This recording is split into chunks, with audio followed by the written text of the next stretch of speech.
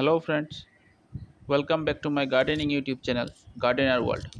বন্ধুরা, আজকে আমি আপনাদেরকে দেখাবো কিভাবে আপনি আপনার গাছের বিভিন্ন স্টেজে কিভাবে গাছে সার প্রয়োগ করবেন, কিভাবে ফার্টিলাইজার প্রয়োগ করবেন, যাতে এরকম ফল যদি আপনার গাছে আসে, তাহলে এই ফলগুলোকে কিভাবে পরিপক্কভাবে বড় করবেন এবং সুস্বাদু করে উঠাবেন।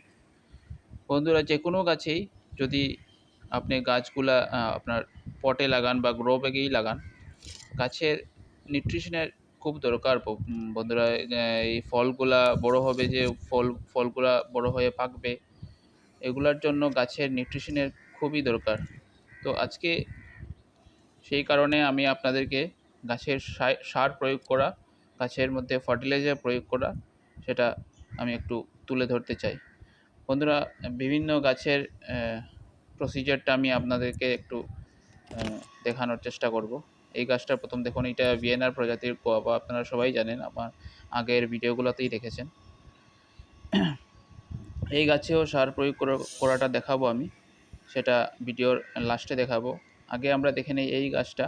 এটা দেখুন, একদম প্রাথমিক অবস্থায় গাছটা। এটা গাছের বয়স এখন এই টবে লাগানোর পর অলমোস্ট 4 মাস হয়েছে, 4 মান্থস হয়েছে। বন্ধুরা, এই গাছে দেখুন, টবের মাটিটা দেখে নিই আমরা।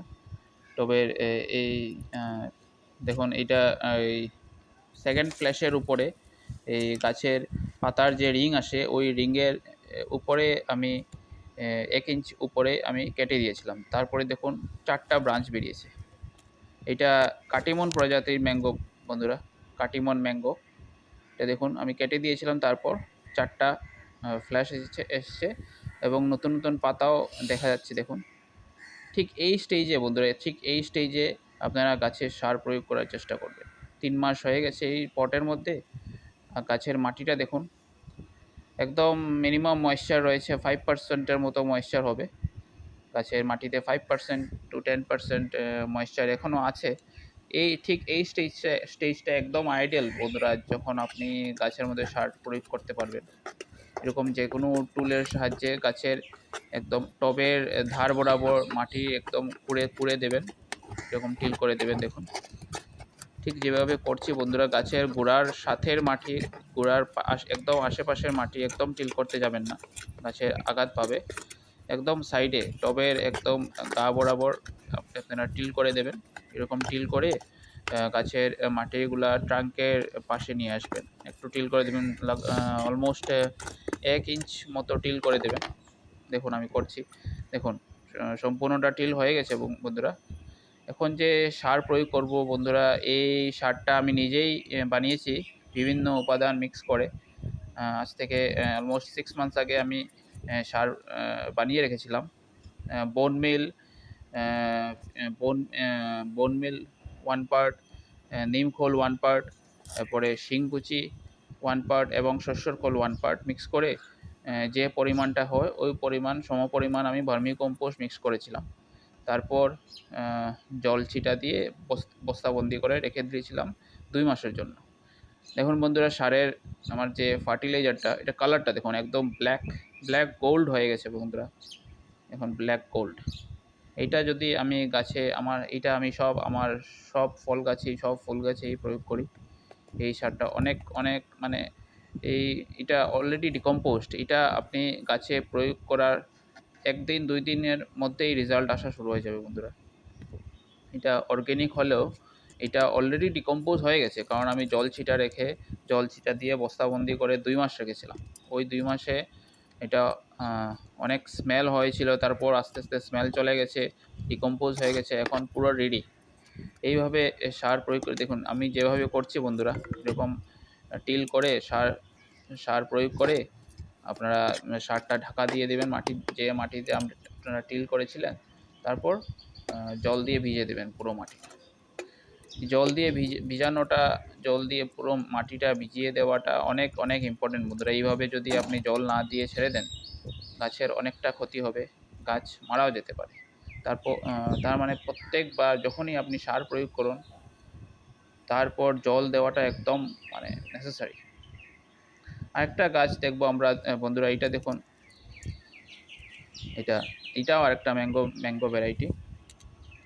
এটা আম্রপালি ভ্যারাইটি বন্ধুরা, এটা আম্রপালি। এটাও দেখুন মাটিটা অলমোস্ট 95% ড্রাই আছে। ঠিক এই অবস্থায় মাটির এই অবস্থাটা থাকতে হবে বন্ধুরা, যখনই আপনারা সার প্রয়োগ করবেন, ফার্টিলাইজার গাছে দেবেন, এই অবস্থাটা থাকা অনেক ইম্পর্ট্যান্ট। গাছের মাটিটা যাতে 95%, 90%, 95% শুকনো থাকে। এবং এরকম যদি গাছের নতুন পাতা ছাড়া অবস্থায় থাকে, গাছের সার প্রয়োগ করাটা খুবই নেসেসারি হয়ে যায়। আপনি গ্যাপটা মেনটেন করবেন অ্যাটলিস্ট 2 মান্থ 3 মান্থস পর, যাতে গাছে সার প্রয়োগ করতে পারেন। এইভাবে সেমভাবে একটা টুল ইউজ করে গাছের মাটি এরকমভাবে টিল করে দেবেন, গাছের সাইডের মাটি একদম। এই কন্টেইনারটার দেখুন বন্ধুরা, এটা ম্যাক্সিমাম 10 ইঞ্চ হবে, ডেপথ ডেপথ 10 ইঞ্চ হবে। আমি হাত দিয়ে আপনাদেরকে দেখানোর চেষ্টা করছি। 10 ইঞ্চ হবে। এই পটের মধ্যে আরও 6 to 10 মান্থস আরও থাকবে। এই গাছটা এই পটের মধ্যে অলরেডি 5 মান্থস হয়ে গেছে, তো আরও 6 to 10 মান্থস এই পটের মধ্যে থাকবে বন্ধুরা। তো এই 6 to 10 মান্থসের মধ্যে আমি আরও 2-3 বার সার প্রয়োগ করতে পারবো। তো এইভাবে আপনারা গাছের সাইডে দেখুন সার দিয়ে দেবেন। এটা 10 ইঞ্চ পট, তো ম্যাক্সিমাম 10 to 15 গ্রামস ফার্টিলাইজার দেওয়া যাবে বন্ধুরা। এইভাবে সাইডে দিয়ে একদম সাইডে দেখুন, যেভাবে আমি দিচ্ছি ওইভাবেই দিতে হবে। গাছের একদম ট্রাঙ্কের সাথে দেবেন না, গাছের এফেক্ট হয়ে যাবে। এইভাবে দিয়ে মাটি ঢাকা দিয়ে জল দিয়ে দেবেন। দেখুন বন্ধুরা, এই গাছে নতুন পাতা এসছে তাই এইভাবে সার দিচ্ছি। তখন এইভাবে মাটি করে সার দিতে পারছি। যদি আপনার গাছে ফল থাকে তাহলে মাটি কুড়া যাবে না বন্ধুরা, মাটি করলে গাছের ফলের অসুবিধা হয়ে যাবে। দেখুন আমি ফলওয়ালা গাছও আপনাদেরকে দেখাবো। দেখুন এটা ভিয়েনার প্রজাতির যে গোয়াভা, এটাতে দেখুন অনেকটা ফল আছে।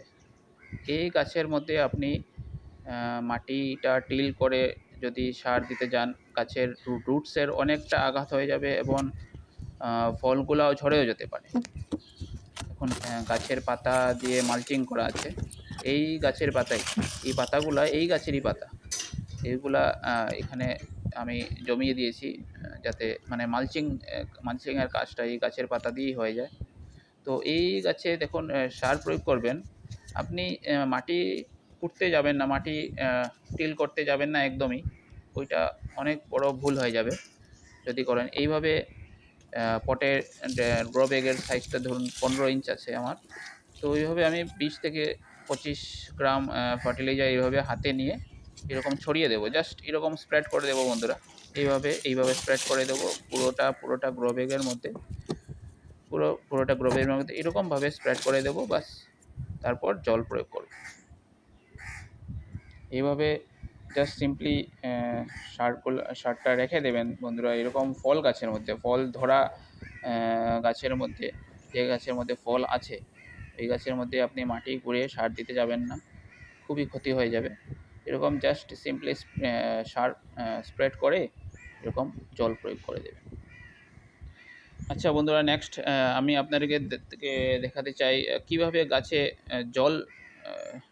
জল দেবেন গাছে। দেখুন এইভাবে এরকম গাছের মাটির যখন অবস্থা হবে, যেরকম দেখুন গাছের মাটিতে ক্র্যাক হয়ে গেছে, ঠিক এই অবস্থায় জল দেবেন বন্ধুরা, তার আগে দেবেন না। তার আগে দিলে গাছের ওভার ওয়াটারিং হয়ে গাছের পাতা হলুদ হয়ে যাবে। গাছের মাটি যখন পুরো শুকনো হয়ে যাবে, দেখুন আমি আপনাদেরকে টাচ করে দেখাচ্ছি। দেখুন এই গাছের মাটিটাও পুরো শুকনো হয়নি, কিন্তু এটাতেও ধরুন আরও 2% to 5% ময়েশ্চার বাকি আছে। এই গাছটা দেখুন পুরো শুকনো হয়ে গেছে। ঠিক এই অবস্থায় আপনারা জল প্রয়োগ করবেন, গাছে জল দেবেন বন্ধুরা। তার আগে জল দেবেন না, তার আগে জল দিলে গাছের ক্ষতি হবে। এরকমভাবে মাটি যখন ড্রাই হয়ে যাবে, তার থেকে আরেকটু লেট হলেও অসুবিধা হবে না বন্ধুরা। আরও যদি 5 থেকে 10 ঘন্টা পরেও আপনি জল দেন, গাছের কোনো অসুবিধা হবে না। কিন্তু ময়েশ্চার একদম গাছে মাটিতে যখন থাকে, গাছের মাটিতে ধরুন 50 to 60% ময়েশ্চার আছে, তখন জল দেবেন না, ভুলেও জল দেবেন না। স্পেশালি লেবু গাছ, আম গাছ, এগুলাতে জল দেবেই না, গাছের অনেকটা ক্ষতি হয়ে যাবে বন্ধুরা। এখন এটাতে সার প্রয়োগ করেছিলাম, তাই এখন জল দিচ্ছি। তো বন্ধুরা, হোপফুলি আপনারা কিছু হলেও বুঝতে পারছেন। আমার এই ভিডিওটা যদি ভালো লাগে, সাবস্ক্রাইব করবেন, লাইক করবেন এবং শেয়ার করে দেবেন। অনেক অনেক ধন্যবাদ বন্ধুরা।